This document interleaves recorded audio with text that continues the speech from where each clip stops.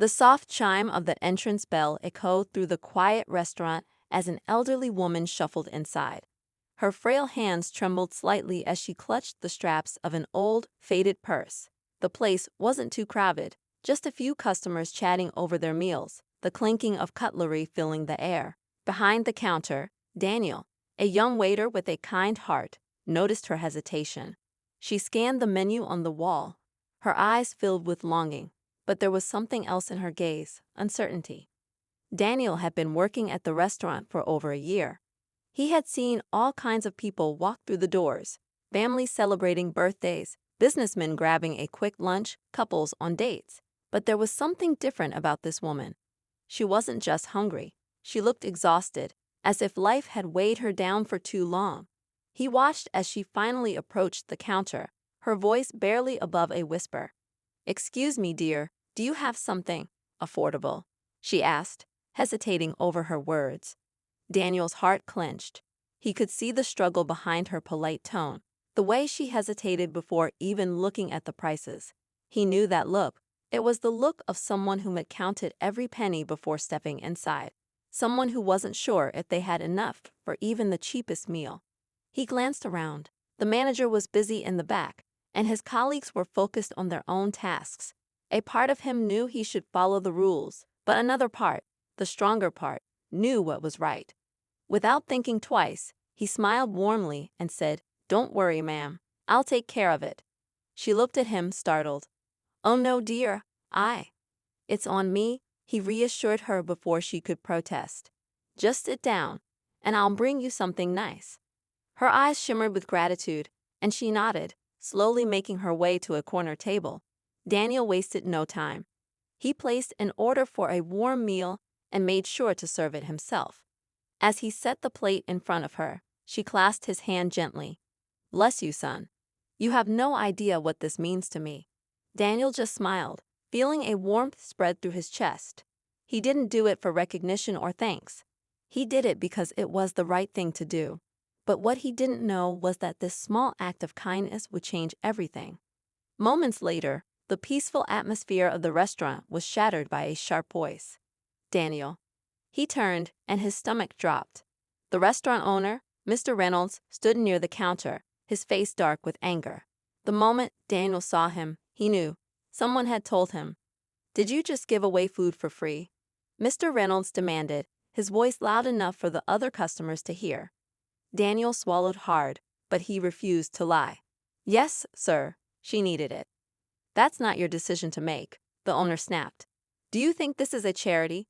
Do you know how much money we lose if employees start giving out free meals?"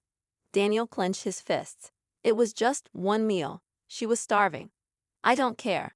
Mr. Reynolds' voice was ice cold. "You're fired." Silence fell over the restaurant. The elderly woman looked up from her meal, shock and guilt flashing across her face. Daniel felt a heavy weight settle in his chest. He had only wanted to help someone in need, yet here he was, losing his job for it.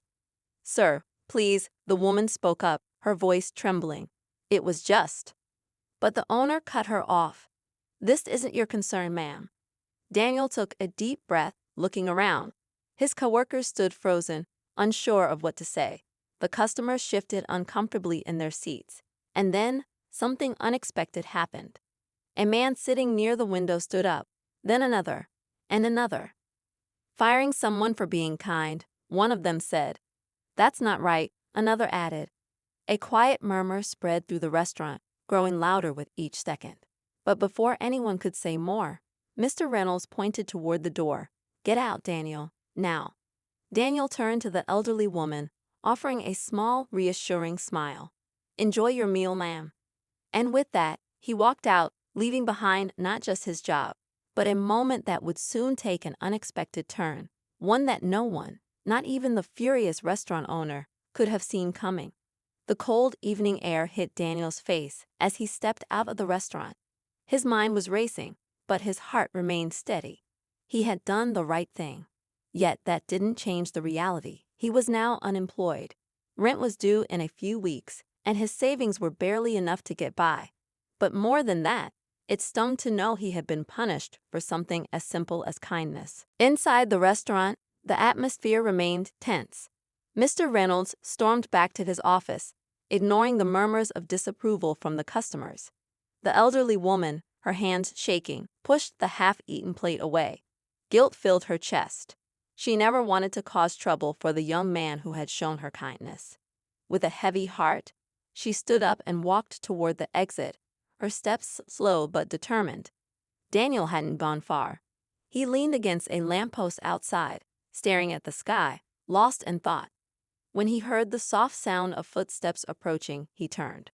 The woman stood before him, her eyes filled with sorrow. "I'm so sorry, son," she whispered. Daniel forced a small smile. "It's not your fault, ma'am. You needed a meal, and I was glad to help." She reached into her old purse and pulled out a few crumpled bills.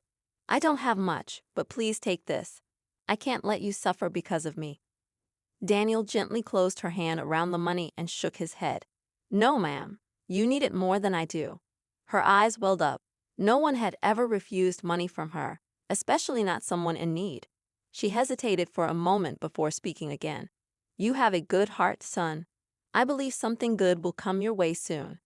Daniel didn't know how to respond to that, so he simply nodded. He watched as she walked away, disappearing into the night. The city lights flickered above him, and for the first time, he felt truly alone. The next few days were hard. He applied for jobs at different restaurants, cafes, even small shops, but no one was hiring.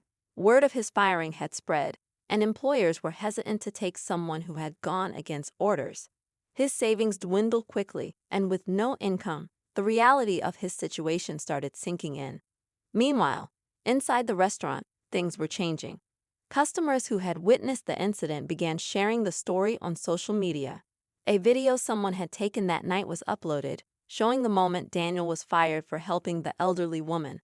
The clip spread like wildfire. People were outraged. Comments flooded in. "This is unacceptable. Firing someone for an act of kindness? We should boycott this restaurant. Where is this young man now? He deserves better." At first, Mr. Reynolds ignored the backlash. He was a businessman, and in his mind, rules were rules. But soon, it became impossible to ignore. Regular customers stopped coming. Online reviews tanked. People protested outside, holding signs that read, "Kindness is not a crime." The restaurant that had once been full now stood half empty, and for the first time, Mr. Reynolds realized he had made a mistake. One evening, as Daniel sat on a park bench, scrolling through his phone, he saw something unexpected. His story had reached thousands of people. Strangers were supporting him, offering words of encouragement, even job opportunities. He couldn't believe it. Among the messages, one stood out.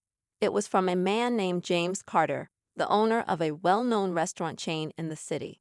"I saw what happened to you, Daniel. We need people like you in our team. Let's meet."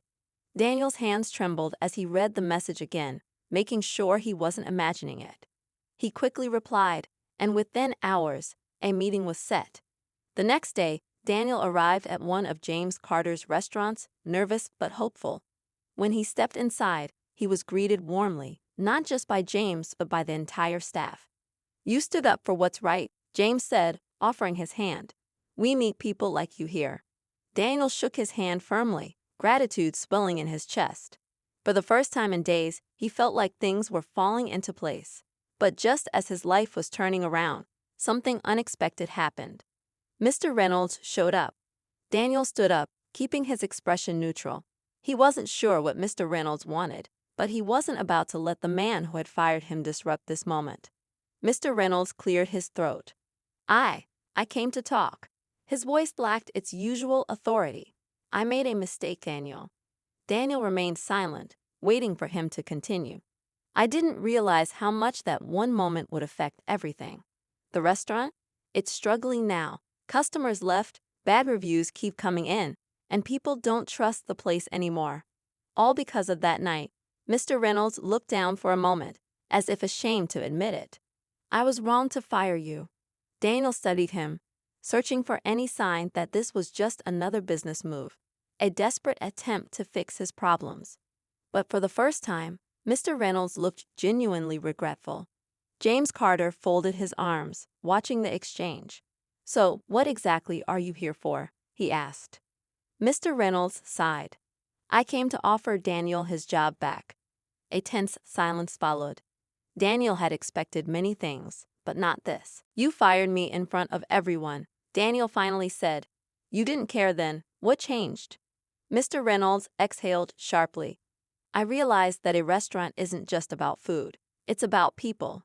And the way I handled things. It showed everyone what kind of person I was. I don't want that to be my legacy. He hesitated before adding, I know I don't deserve another chance, but I had to at least ask. James looked at Daniel. It's your choice, he said simply. Daniel thought about it. A part of him wanted to say no, to walk away and let Mr. Reynolds deal with the consequences of his own actions. But another part of him knew that change only happens when people are willing to give second chances, even when they aren't deserved. He took a deep breath. I appreciate the offer, he said, but I've already been given a better one. He turned to James. I want to work here. James smiled. Then welcome to the team. Mr. Reynolds nodded slowly, as if he had expected that answer. I understand, he said, his voice carrying a hint of respect. I hope you do well, Daniel. Without another word, he turned and walked out. As Daniel sat back down, James patted his shoulder. You made the right choice. Daniel smiled, feeling lighter than he had in days. He had lost a job, but he had gained something much more important: respect, dignity, and a chance to work for someone who valued kindness as much as he did. A week later, as he settled into his new role, he saw a familiar face walk through the doors, the elderly woman he had helped that night. She smiled warmly at him, a silent acknowledgement of the moment that had changed both of their lives. Daniel realized then that kindness, no matter how small, has a way of coming back in unexpected ways. And sometimes, doing the right thing might cost you something at first, but in the end, it always pays off.